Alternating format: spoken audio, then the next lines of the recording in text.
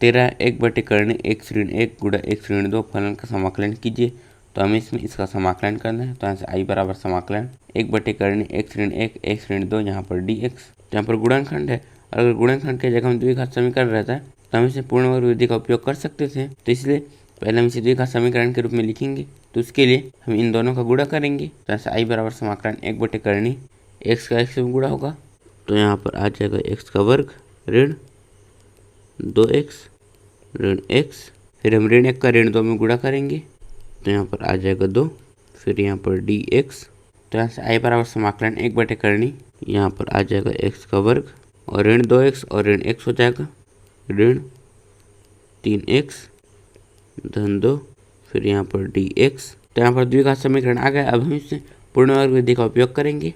तो इसमें पहले हम देखते हैं कि यहाँ पर x का वर्ग का गुणांक 1 है या फिर नहीं। तो यहाँ पर x के वर्ग का गुणांक 1 है, तो अब हम x के गुणांक के आधे के वर्ग को इसमें जोड़ेंगे और घटाएंगे। तो यहाँ पर x का गुणांक है 3, तो यहाँ पर 3 का आधा हो जाएगा 3/2।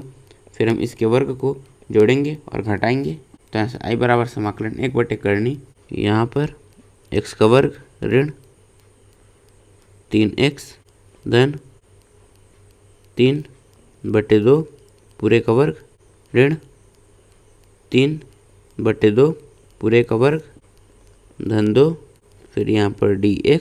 तो यहाँ से i बराबर समाकलन 1/(, हम इसे a ऋण b पूरे के वर्ग के रूप में लिख सकते हैं, क्योंकि इसका सूत्र होता है a का वर्ग धन b का वर्ग ऋण 2ab, और यहाँ पर x है a और b है 3/2।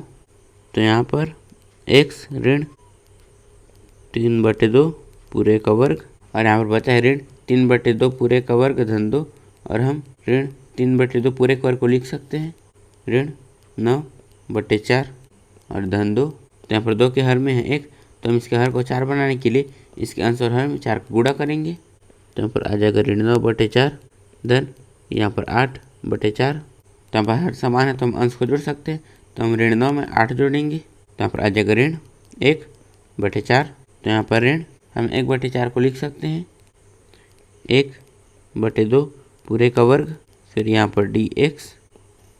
तो यहाँ पर i बराबर हम इसका समाकलन करेंगे। तो यहाँ पर ये 1/, x का वर्ग ऋण a के वर्ग के सूत्र की तरह दिख रहा है, तो हम इसमें ये वाला सूत्र लगाएंगे। तो जब हम 1/, x का वर्ग ऋण a का वर्ग का समाकलन करते हैं तो होता है log मॉडुलस x धन यहाँ पर हर में जो रहता है हम उसे यहाँ पर लिखते हैं। तो यहाँ पर x की जगह में है x ऋण 3/2 और a की जगह में है 1/2।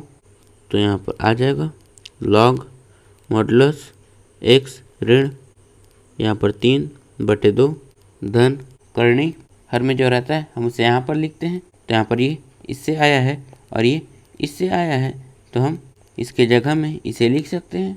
तो यहाँ पर आ जाएगा x का वर्ग ऋण 3x धन 2 धन c। तो यहाँ पर हमारा उत्तर आया है i बराबर log मॉडुलस x ऋण 3/2 धन करनी x वर्ग ऋण 3x धन 2 धन c। इस प्रश्नावली के नोट्स आप नीचे डिस्क्रिप्शन में दी लिंक से डाउनलोड कर सकते हैं, और ऐसी वीडियोस के लिए चैनल को सब्सक्राइब जरूर करें। धन्यवाद।